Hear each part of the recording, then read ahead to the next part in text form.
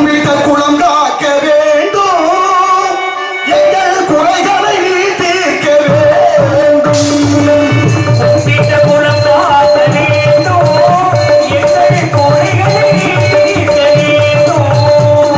கும்பிட்ட குளம் காக்க வேண்டும், எங்கள் குறைகளை தீர்க்க வேண்டும்.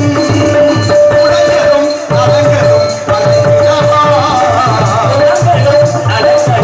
அலங்கியவா நாடி பொருள் கூட வேண்டும். நாடும் நாயகனே உன் புகழை நான் பாட வேண்டும். அந்த ஊர்ல இருக்கக்கூடிய ஈசனுக்கு பெயர் கரும்பீசுவரர்.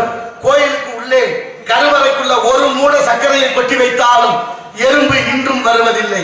அதிலிருந்து ஒரு கைப்பிடி அள்ளி வெளியில போட்டாங்கன்னா அடுத்த வினாடியே லட்சம் எறும்பு வந்துருதான். தஞ்சாவூர் மாவட்டம் கோயில் வெண்ணிங்கிற ஊரில், புதுக்கோட்டை மாவட்டம் பொன்னமராவதி தாலுகா வேந்தன்பட்டி என்ற ஊர், பாண்டிய மன்னர்களால் கட்டப்பட்ட சிவன் கோவில். அங்கே நந்திக்கு மிக விசேஷம். அது நந்திக்கு பேரு நெய் நந்தீஸ்வரர்னு பேரு. நந்திக்கு அபிஷேகம் செய்யக்கூடிய நெய்யில எறும்பும் வருவதில்லை, ஈயும் வருவதில்லை. அதுல இருக்க மீசம் மித்தமிடுகிற அந்த மீதம் மீது மிஞ்சுகிற அந்த நெய்யை கொண்டு போய் பக்கத்தில் இருக்கிற கிரகத்துல ஊற்றுகிறார்கள். எல்லா சொல்லும் பொருள் குறித்தனவே என்பது தொல்காப்பியம். எல்லா சொல்லுக்கும் ஒரு அர்த்தம் இருக்கு. பொருள் இல்லாத வார்த்தையே இல்லை. அது தமிழ். அவ்வளவு உயர்ந்த 3 பேர் ஒரு அலுவலகத்துல வேலை பார்த்திருக்காங்க. 3 பேர் நண்பர்கள். காலையில 7 மணிக்கே வேலைக்கு வர்றது வழக்கம்.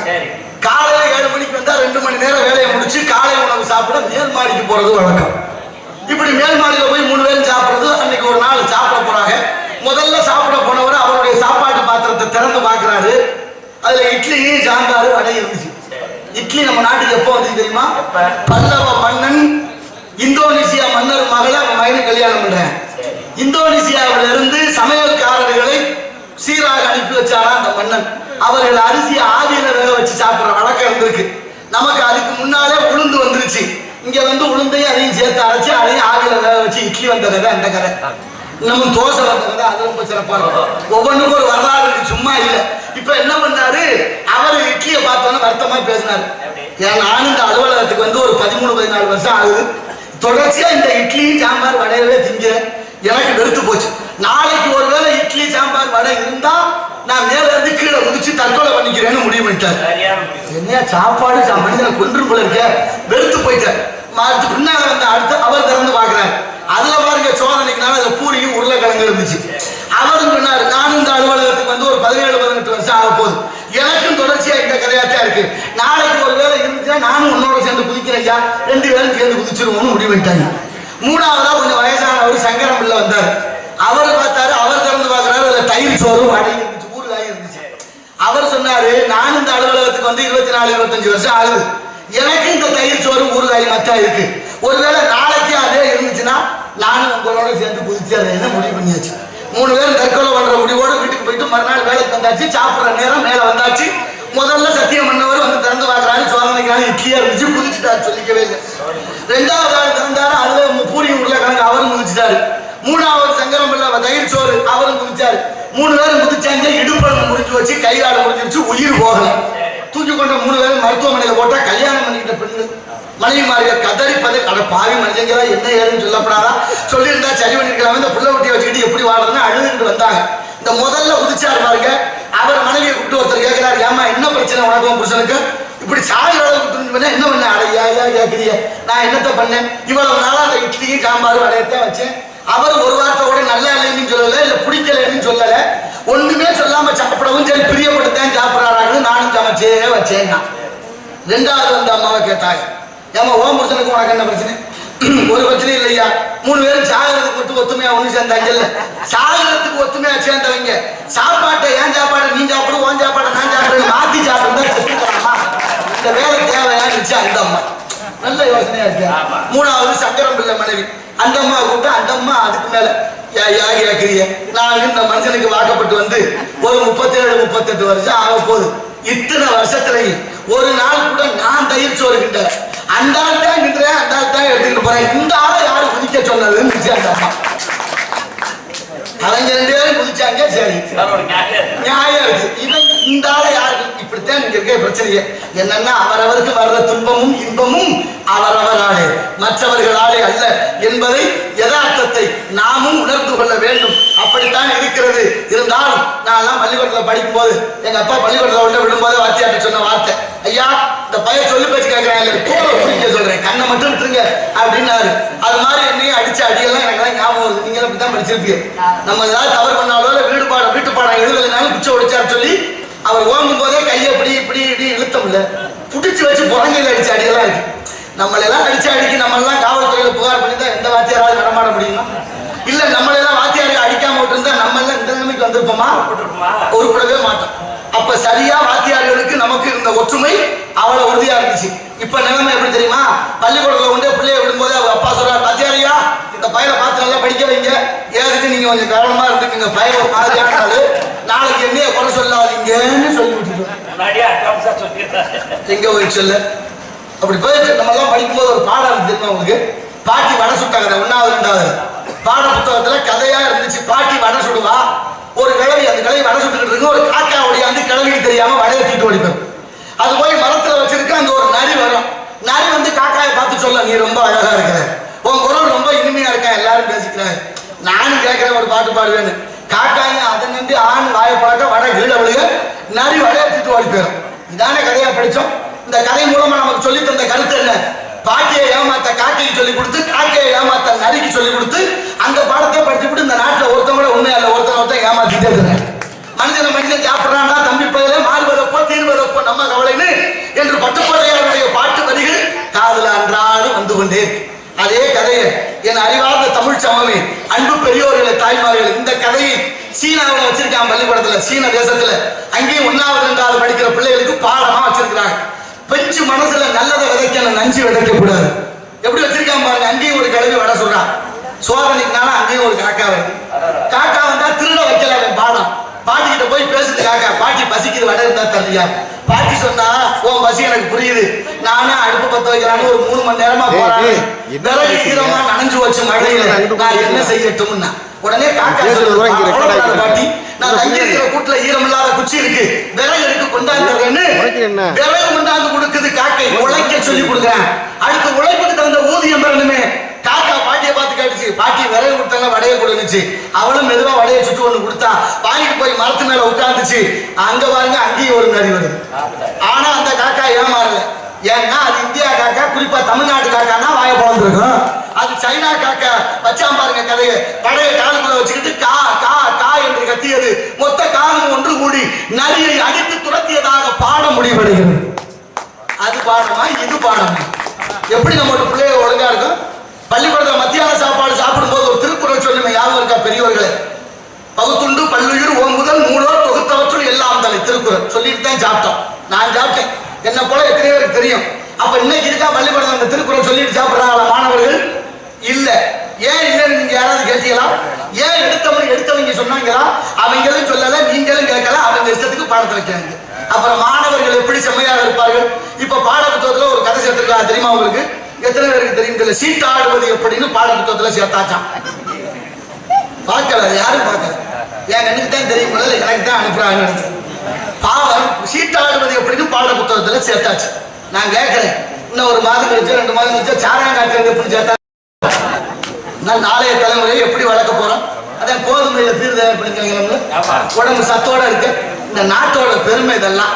நாளைய தலைமுறையை வளர்க்கறதுக்கு 5 வயசுல பிள்ளை சொல்றான், எங்க அப்பா ரொம்ப தங்கமானவர், எங்க அப்பா மாதிரி அப்பாவை பார்க்க முடியாதுங்கிறேன். 10 வயசானு சொல்றேன், எங்க அப்பா நல்லவர் தான், இருந்தாலும் அப்பா கத்துவாரு, புத்தி சொன்னா பிடிக்கல. 15 வயசானா அவங்க அம்மாட்ட போய் சொல்றேன், அம்மா உன் வீட்டுக்காரருக்கு சொல்லி தேவையில்லாம என் விஷயத்துல தலையிடுறாருங்கிறேன். அப்புறம் 20 வயசுல அவங்க அம்மாவை பார்த்து தலையில அடிச்சுக்கிறான், எப்படிமா அந்த ஆளை கட்டிட்டு குடும்பம் பண்ண? ஐயோ, அவங்க 2 பேரும் பேரம்பத்தி எடுக்க போறாரு, நீங்க படுத்துற பாடு.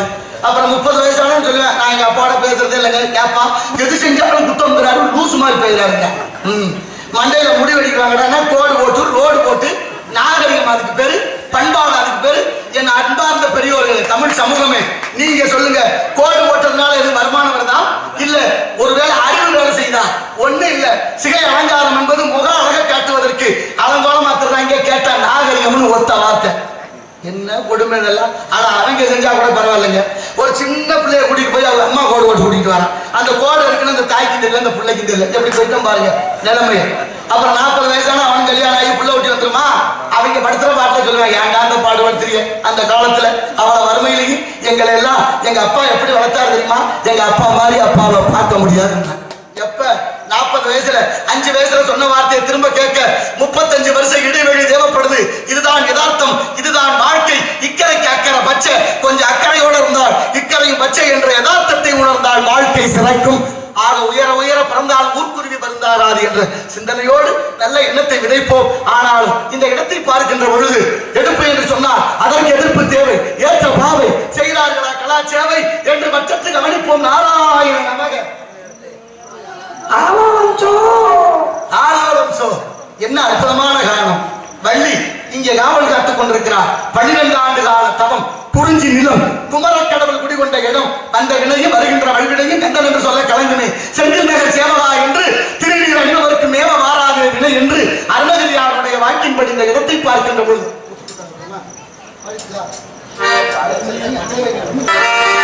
முற்றுக்கு முத்தாக சொத்தாக அனந்தம் பிறந்து வந்து கண்ணுக்கு கண்ணாக ஆங்கலந்தாரை இணைந்து வந்து முற்றுக்கு முத்தாக முற்றுக்கு முத்தாக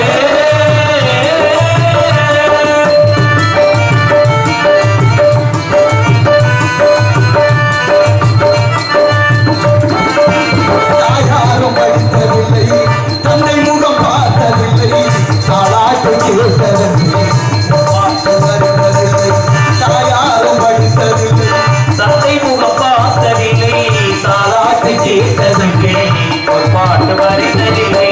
தானாக படித்து வந்தால் தங்கமென வளர்ந்த நம்பி, தானாக படித்து வந்தால் தங்கமென வளர்ந்த நம்பி, தள்ளாத வயதிலும் நான் வாழுகிறேன் அவனை முற்றுக்கு முத்தாகே முற்றுக்கு சொன்னாகே.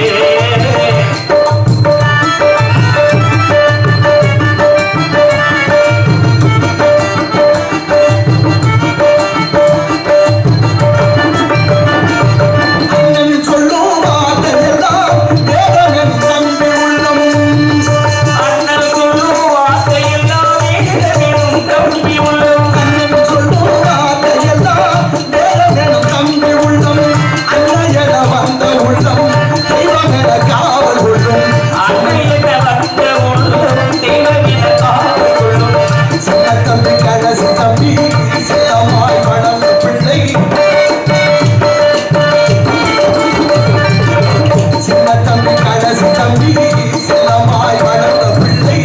ஒன்றுபட்ட இதயத்திலே ஒரு நாளும் பிரிவு இல்லை. முற்றுக்கு முத்தாகே முற்றுக்கு சொன்னாகே.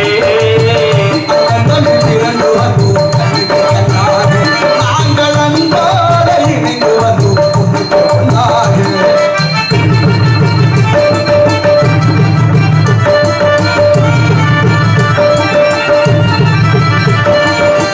ராஜாக்கள் மாளிகையில் ஆடாத இன்பமடா, நாடுதான் மண்டபம் போல் நாங்கள் கொண்ட சொந்தமடா.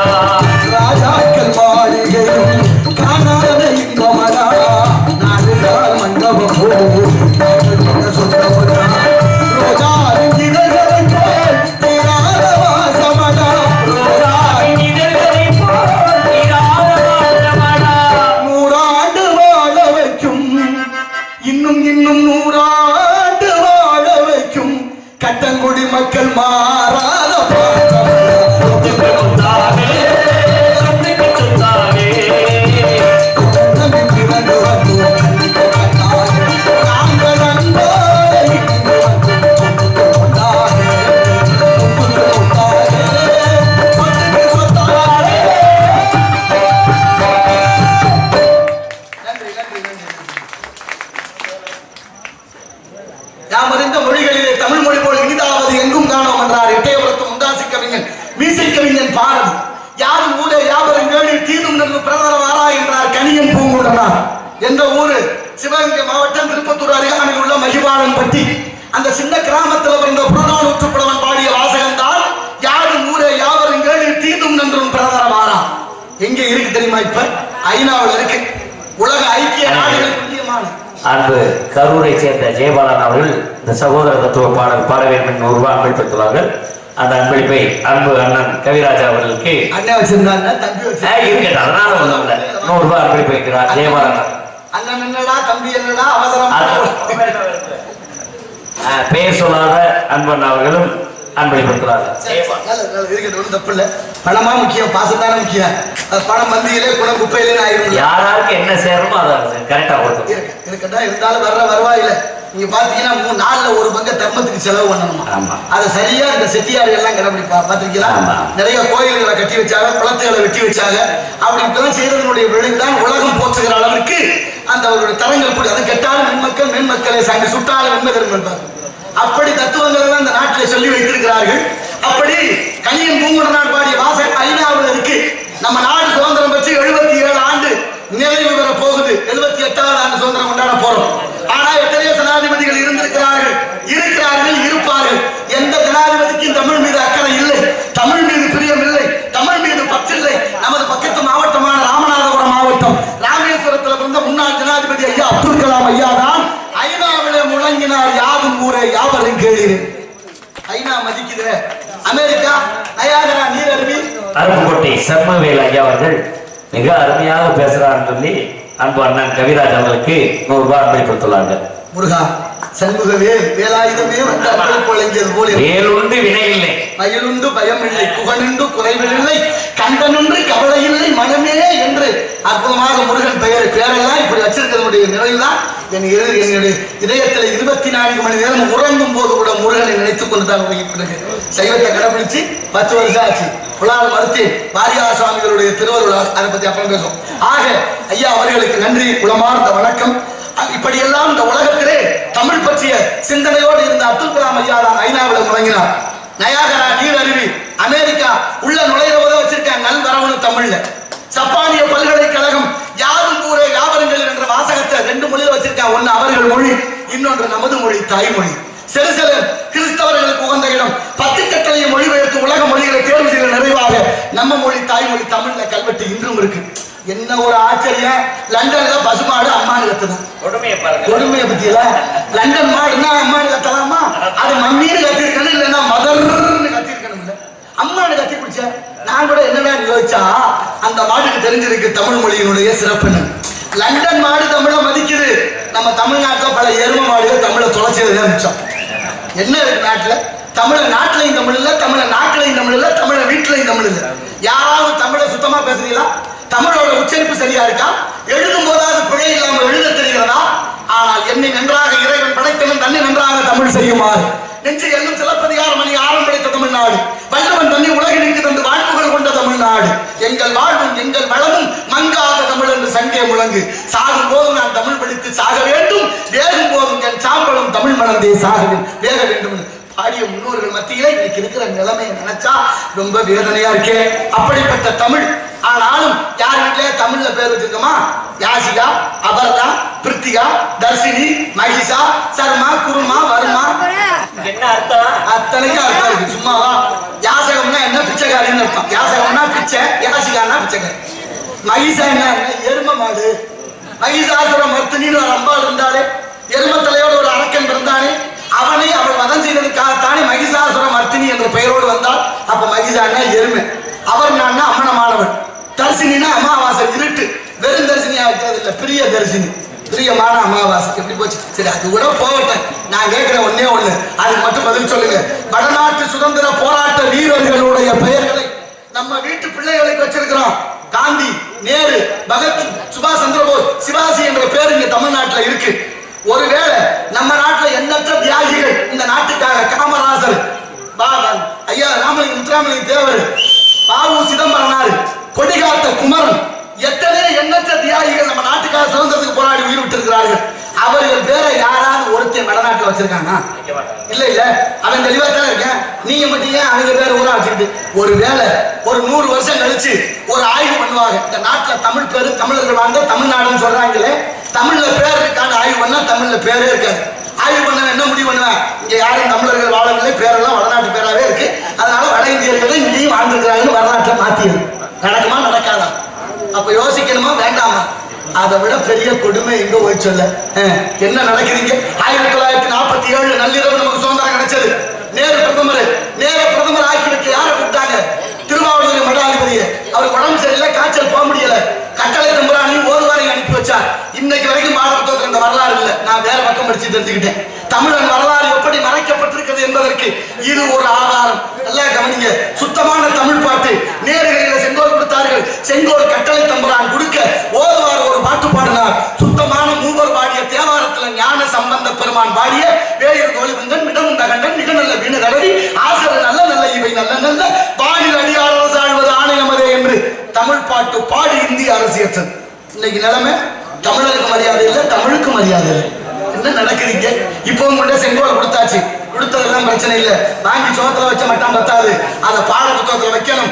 நாளைய தலைமுறை அதை படிச்சு தெரிஞ்சுக்கணும். வரலாறு முக்கியம். டெல்லி வழியாக ஹிந்தி வளர்க்கிறார்கள், கோயில் வழியாக சமஸ்கிருதம் வளர்க்கிறார்கள், கல்வி வழியாக ஆங்கிலம் வளர்க்கிறார்கள், இசை வழியாக தெலுங்கும் வளர்க்கிறார்கள். நாம் எல்லாம் தமிழர்கள்.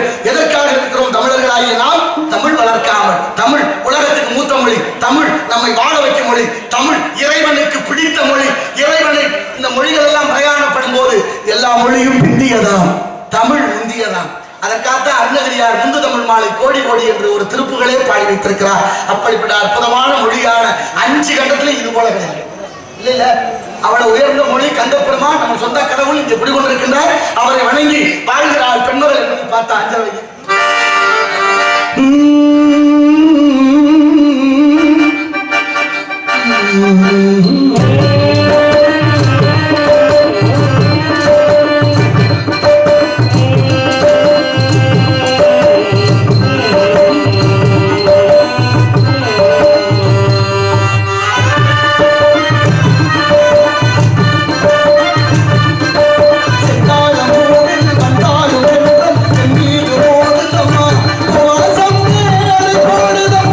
பெண் போல யாரை பேசுதம்மா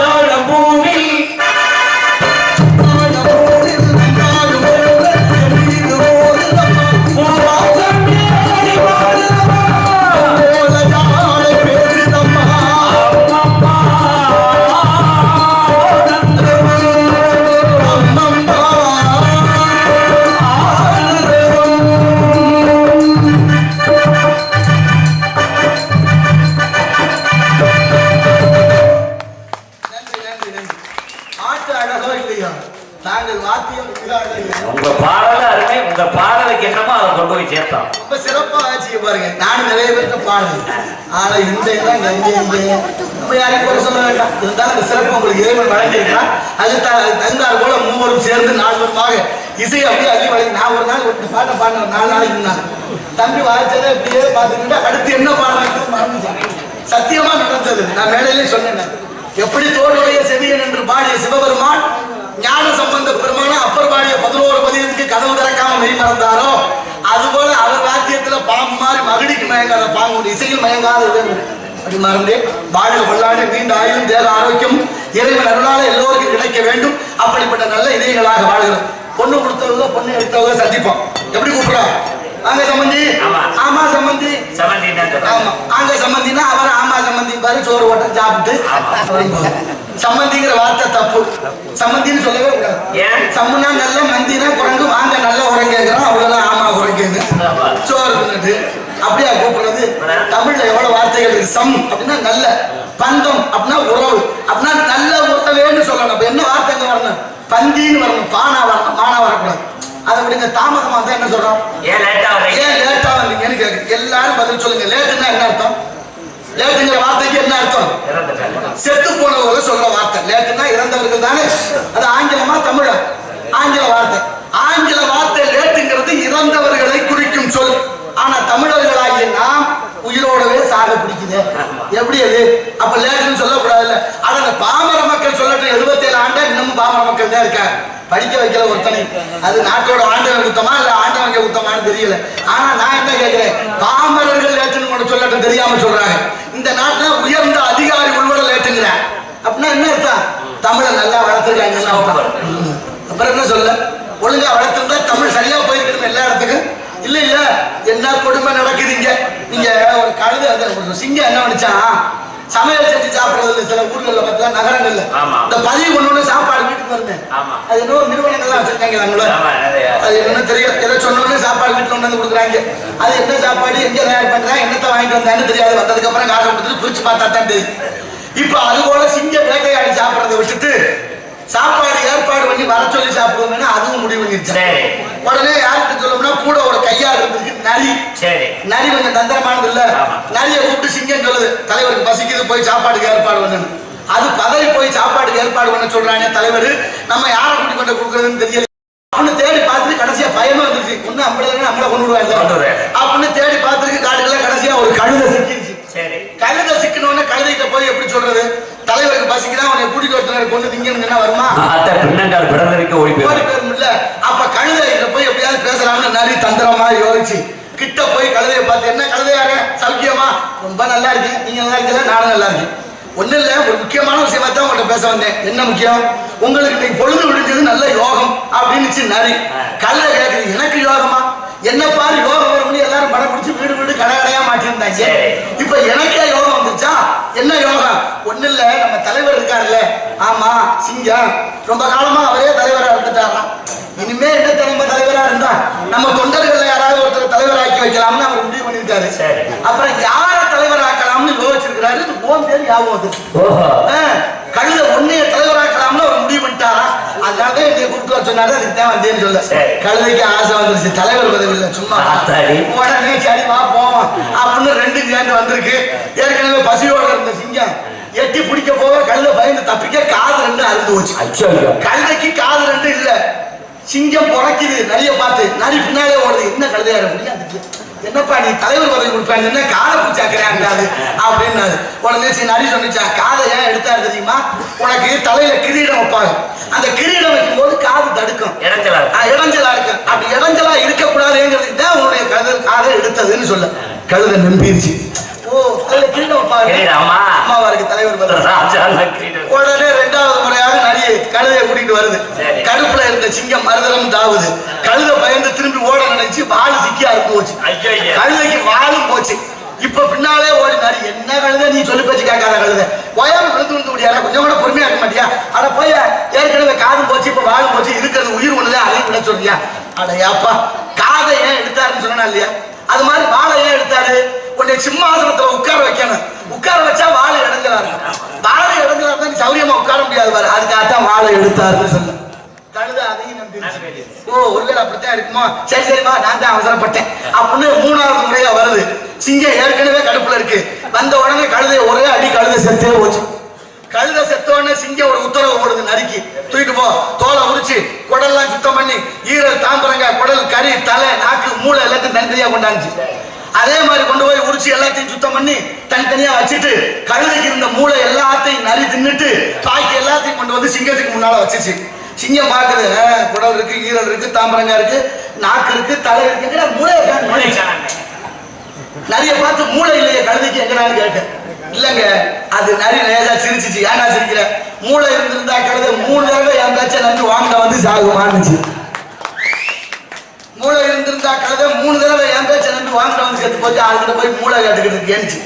கதை நீங்க சிரிக்கிறதுக்காகவோ கைதட்டுறதுக்காகவோ சொல்லல, தயவு செய்து சிந்திச்சு பாருங்க. நம்மளை எல்லாம் மூளை இல்லாத கழுதையாக்கி பல பேர் நரி வேலை பார்த்து பல பேரை தலைவராக்கி இந்த நாட்டுல என்ன இருக்குன்னு யோசிச்சு பாருங்க. நமக்கு என்னத்துக்கு பெரிய இடத்து பொல்லாப்பு கோழி முட்டை அம்மிக்கலை உடைக்க இருந்தாலும் நாளைய தலைமுறை வாழ்வதற்கு வழியிருக்க உப்பு கூட உப்பா இல்லை. என் நண்பார்ந்த தாய்மார்களே, கடையில நைஸ் உப்புன்னு சால்ட்டுன்னு சொல்லி வாங்கி போடுறீங்களே, உப்பாது. அதுல அயோடின் என்ற நச்சு வேதிப்பொருள் கலந்துருக்கு. அந்த வேதிப்பொருள் தான் பெண்களுக்கு தைராய்டு நோய், கர்ப்பப்பை புற்றுநோய் அத்தனைக்கு அது காரணம். 100க்கு 90% பெண்களுக்கு ஒரு பக்கம் மார்பகம் உள்ள தமிழ்நாட்டில் மட்டும் புற்றுநோய் எதனால் வந்தது? யாராவது அதை பத்தி பேச ஆளு வாய் இருக்கிறதா? ஊருக்கு உப்பு வண்டி மாட்டு வண்டியில கொண்டாந்து உப்பு வித்தாங்க. அந்த உப்பு வாங்கி சாப்பிட்ட வரைக்கும் யாருக்கு எந்த பிரச்சனையும் இல்லை. அந்த உப்பை பெரிய சந்தைப்படுத்தி வியாபாரமாக்கி பெரிய முதலாளி கொண்டு போய் கொஞ்சம் அழுக்கா இருந்த உப்பை வெள்ளையாக்கல் மீது ரசாயனத்தை ஊத்தி அதை வெள்ளையாக்கி அதை தூளாக்கி அதை ஆங்கிலத்துல சால்ட்டுன்னு பேர் வச்சு அடைச்சு கடை வழியா நம்மகிட்ட விற்கிறாங்க. சும்மா விற்கல, அயோடின் என்ற நச்சு கலந்து விற்குது. முடியுமா? மாத்தி பாருங்க, எந்த கடையில போய் கேட்டு பாருங்க, அயோடின் கலக்காத உப்பு இருக்காங்க. அவ்வளவு இனிப்பான பசப்பான வார்த்தைகளை சொல்லி வித்து இன்னைக்கு நிலைமை நோய்களை அதிகமாக பரத்தி விட்டார். இன்னும் பாருங்க, சிறுநீரகம் கெட்டு போய் தம்பி அழகா இருக்கு. சிறுநீரகம் தெரியுமா? என்னது என்ன சொல்லுங்க? கிட்னி. நீங்க சொன்னதே சரி, அதுதான் தமிழ் சிறுநீரகம் அல்லது மூத்திரப்பை. அதான் அந்த சிறுநீரகம் ஆகிய கிட்னி கெட்டு போகுது. கெட்டு போனா என்ன செய்யலாம்? டயாலிசிஸ் ஒரு மருத்துவ முறை வந்துருச்சு. டயாலிசிஸ் மருத்துவ முறை என்ன? என் அன்பார்ந்த பெரியவர்களே, ரத்தத்துல ஓட்டையை போட்டு நரம்புல ஓட்டையை போட்டு ரத்தத்தை எடுத்து அதை இயந்திரத்தின் வழியாக சுத்தம் செய்து மீண்டும் உடம்புல ஏற்றிக்கிட்டே இருக்கு. அதான் டயாலிசிஸ், டயாபெட்டிஸ் சொல்றேன். அது எல்லாராலையும் செய்ய முடியுமா? எல்லாத்தையும் பணம் இருக்கா? ஏழை எளிய மக்கள் என்ன பாடுபடுவோம்? நமக்கு ஒரு மருந்து இருந்துச்சு, ரொம்ப நேரம் பேசிக்கிட்டோம்னா என்னப்பா என்ன சொன்னேன், ரொம்ப நேரமா பேசிக்கிட்டு ஆமா சொன்னேன், சுரக்காய்க்கு உப்பு இல்லை நடப்போப்பா, சுரக்காய்க்கு உப்பு இல்லை, சுரக்காய்க்கா உப்பு இல்லை, சுரக்காய் சாப்பிட்டா நமக்கு உப்பு இல்லை. அந்த உடம்புல இருக்கிற உப்பெல்லாம் சுரக்காய் போக்கிறோம். அப்படி போனால் இந்த உடம்பு உறுப்புகள் அத்தனையும் பாதுகாக்கப்படும். அப்படி உப்பு இல்லாம இருக்கணும்னா சுரக்காய் அவசியம். ஆனா சுரக்காய் நம்ம எப்படி இருந்துச்சு? குண்டு சட்டி மாதிரி இருந்துச்சு. இப்ப எப்படி தெரியுமில்ல, புடலங்காய் மாதிரி நீளமா இருந்துச்சு. அப்ப ஏதோ தப்பு நடக்குது. அத்தனையும் கலப்படம். ஜல்லிக்கட்டு மாடு வளர்க்க கூடாதுன்னு சட்டம் மீறி போராடி ஜல்லிக்கட்டை மீட்டெடுத்தார்கள் மாணவர்கள். காளமாடும் பசுமாடும் சேரக்கூடாதுன்னு ஒரு சட்டம் இருக்கு, தெரியுமா உங்களுக்கு? காளமாடும் பசுமாடும் சேரக்கூடாது. சேர்ந்தா என்ன பிரச்சனை? நாட்டு மாடு கண்டுபிடி பிறக்கும். நாட்டு மாடு கண்டுபிடி பிறந்தா என்னையா பிரச்சனைனா, ஊசி போட ஒரு மருத்துவர் இருக்காரு, வெட்டினரி டாக்டர்னு. அந்த ஊசி இங்க விற்காம போயிடும். ஊசி விற்கிறதுனா என்ன பிரச்சனை? அவன் கொடுக்குற கமிஷன் வாங்க முடியாம போயிடும். எவ்வளவு பெரிய அரசியல் எங்க போயிடுச்சு? நாளைக்கு உங்களோட பிள்ளைகளுக்கு கல்யாணம் பண்ணி வச்சதுக்கு அப்புறம் ஆணும் பெண்ணு ஒன்னா சேரக்கூடாது சட்டம் போட்டாங்கன்னா என்ன? ஆமா, பாய் வாங்கி இப்பவும் பல்ல இருக்கிற மாதிரி அப்ப சரி காசை வாங்கிட்டு வாய முடிக்கிட்டு இருக்கும்ல. நாம் இருவர் நமக்கு இருவர்னு இருந்தோம், நாம் இருவர் நமக்கு ஒருவர்னு இருந்துச்சு. இப்ப ஒன்னும் வேண்டாம், நம்ம 2 பேருமே இருப்போம். கடைசியா நம்மளும் இல்ல ஆளாலும் போய் சுடுகாட்டுல அப்படியா போறது? உறவுனா என்ன?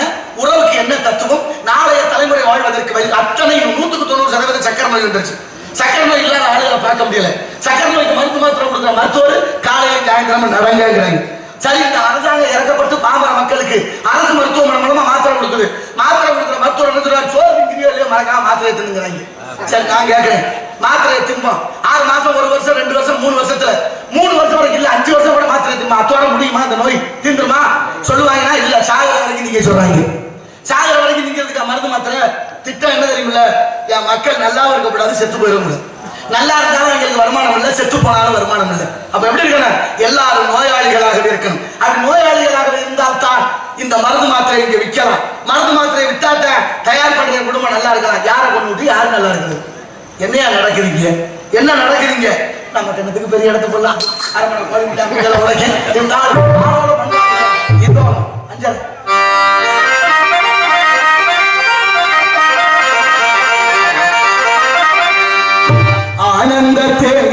காற்று தாளாட்டுதே அலை பாயுதே மனம் ஏங்குதே ஆசை காதலிலே ஆடலும் எங்களுக்கு தாளாட்டுதே அலை பாயுதே மனம் ஏங்குதே ஆசை காதலிலே ஆனந்தத்தை காற்று தாளாட்டுதே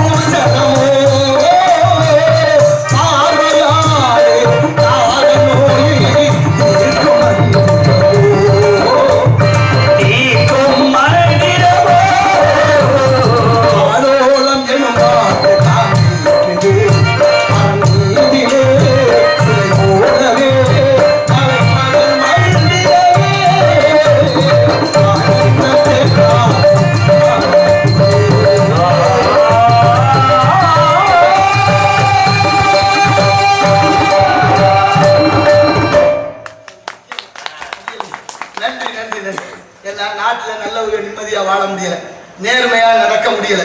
இந்த உலகத்துல பாதை மட்டும் வளைஞ்சு இல்ல, மனுஷன் பூரா வளைவு நெளிவாத்தான் நேராவே நடக்கல. ஒரு மனுஷனும் பூரா நெளிஞ்சு நடக்கவும் நேரா நடக்கணும்னு ஒருத்தர் முயற்சி பண்ண எவ்வளவு பிரச்சனை வரும். பூரா வளைஞ்சே நடக்கிறாங்க. ஒருத்தர் நேரா நடக்கணும்னா எல்லா பக்கமும் இடி விடும்ல. இப்படி வளைஞ்சு போறவங்களுக்குள்ள நேரா போனா எவ்வளவு வேலை அடி விடுது. அந்த அடி பூரா வாங்குறேன். இப்ப என்ன காரணம்னா நேர்மையா இருக்கிறது அவ்வளவு பிரச்சனையா இருக்கு. உள்ளங்கை நெருப்பு போல இருக்கு. நேர்மையான மனுஷன் தான் சீக்கிரம் தண்டிக்கப்படுகிறான். நேரான மரம் தான் சீக்கிரம் வெட்டப்படுது. நேரான ஆணி தான் சீக்கிரம் அடிபடுது. நல்லவர்கள் நிம்மதியா அந்த நாட்டுல வாழணும்னா 3 துறை சரியா இருக்கணும். ஒண்ணு காவல்துறை, ஒண்ணு அரசியல் துறை, ஒண்ணு நீதித்துறை. இது 3ம் சரியா இருந்தா நல்லவன் நிம்மதியா வாழும். வாய்ப்பு இருக்கா? மிக மிக நல்லவர்களாக இருப்பது ஆபத்து. நான் மேல்நாட்டறிஞன் பெருநாட்சா 4 சொல்லட்டுமா? நபிகள் நாயகத்தை கல்லால் அடிச்சது இந்த உலகம். இயேசுநாதரை சிலுவையில் அடைஞ்சது இந்த உலகம். அப்பர் பெருமான கல்லுல கட்டி கடல்ல போட்டா மகேந்திர வல்லவன். ஞான சம்பந்தர் குடியிருந்த மரத்துக்கு தீ வச்சான் ஜமனர்கள் மதுரையில். இந்த உலகம் உருண்டேன்னு கண்டுபிடிச்ச விஞ்ஞானி கிரேக்க விஞ்ஞானி கலிலியோவை உயிரோட கொளுத்தியது இந்த உலகம். மகாத்மாவை சுட்டது இந்த உலகம். இதை விட என்ன வேணும்? வீட்டுக்கு வீடு ஆட்டுக்குட்டி பிள்ளை மாதிரி வளர்க்கலாம். ஆடு பிள்ளை மாதிரி வளர்ந்து மச்சினை வந்தா வீட்டுக்கு வந்தா அவருக்கு ஆயுசு முடிச்சு. எந்த ஆட்டுக்குட்டியாவது பேரம்பேத்தி செத்துருக்கா? ஆடு கடிச்சு மனிதன் ஜாகல, கோழி கொத்தி மனிதன் ஜாகல, மாடு கடிச்சு மனிதன் ஜாகல, மீன் கடிச்சு மனிதன் ஜாகல, அதெல்லாம் கடிச்சு மனிதன் ஜாகல. நான் ஒன்னும் சொல்லல. ஆடு செய்வோம், மாடு செய்வோம், மான் செய்வோம், குரங்கு செய்வோம், யானை செய்வோம், இத்தனையும் செய்வோம். மனிதன் மட்டும் செய்வோம்னா சாப்பிட வர்றதில்லை. அதை விட பெரிய கொடுமை ஆடு மாடு. மனிதனுக்கு பல்லு தட்டையா வைத்தான் இறைவன்.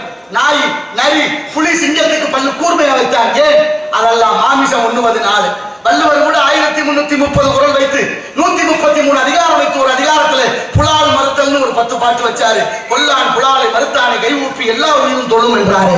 கடைபிடிக்க ஒருத்தர் இந்த உலகம் போற போக்கு. எங்க ஐயா வாரியார் சாமி சொன்னாங்க, மனுஷன் செத்தா புதைக்கிறவன் சுடுகாடு, மனுஷன் செத்தா புதைக்கிறடமோ எரிக்கிறடமோ சுடுகாடு. ஆட்டையும் மாட்டையும் கொண்டு புதைக்கிறீங்களே வயிறு என்ன சுடுகாடான்னு கேட்டு. சீட்டி நாயுடு கதை தெரியுமில்ல? சீட்டி நாயுடு பெரிய சீட்டி நாயுடு பேர மாதிரி அப்படின்னு சொல்லுவாங்கல்ல. அவர் நிறைய கண்டுபிடிப்பு அதிசயங்களை கண்டுபிடிச்சாரு. ஆனா அந்த பிரிட்டிஷ் அரசாங்கமும் நம்ம இந்திய அரசாங்கமும் அதை ஏற்க மனம் வெதும்பி அத்தனை உடைச்சு போட்டு போனாராம். அமெரிக்கா போற போது கப்பல்ல போயிருக்கிறாரு. கப்பல்ல திடீர்னு தீ பிடிச்சிருச்சு. வாழ்நாள் முழுவதும் சைவத்தை கண்டுபிடிச்ச மகான் சீட்டி நாயுடு. அவர் என்ன பண்றாரு, கப்பல்ல தீ பிடிச்சோன்னா பயந்து எல்லாரும் கடலுக்குள்ள குதிக்கிறாங்க. குதிச்ச உடனே சுறாமீன் வந்து எல்லாரையும் அடிக்கிறான். சுறாமீனோட தன்மை என்ன தெரியுமா, ஒரு துளி ரத்தம் கடல்ல விழுந்தாலும் 10 நாட்டிக்கல் மைல் இருந்தாலும் சுறாவுக்கு தெரியுமா வந்துருமா, அவ்வளவு மின்னல் வேகத்துல ஒரு துளி 10 நாட்டிக்கல் மைல். இப்ப என்னாச்சு, எல்லாரையும் சுறாமீன் அடிக்குது, கப்பல் தீப்பிடிச்சு எரியுது. நாயுடு நினைச்சாரா, தீக்கு இரையாகுமா மீனுக்கு இரையாகுதான் யோசிச்சுட்டே இருந்திருக்காரு. முடிவு மீனுக்கே இரையாகும் அப்படின்னு நினைச்சு கடல்ல குதிச்சாராம். எல்லாரையும் அடித்த சுறாமீன் அவரை மட்டும் அடிக்காம சுத்தி வள வந்து கொண்டே இருந்ததாம். அதை எழுதியிருக்கிறார் சி.டி. நாயுடனுடைய புத்தகத்துல, படிச்சவங்களுக்கு தெரியும். இல்லாத ஒன்றை நான் பேச மாட்டேன். ஆக இப்படி எல்லாம் நல்ல தத்துவத்தோடு சைவம் நம்மை பாதுகாக்கும் என்ற விதத்தோடு ஒரு நாள் பத்தாது அவளை கதை சேதுபதி மன்னர்கள், அப்புறம் அக்கா மடம் தங்கச்சி மடம் கதையெல்லாம் நிறைய இருக்கு. சரி வருகிறான் காவலம், அவற்றை பேசுவாங்க. சுத்தரம் நிறைந்ததம் எந்த உலகத்திலே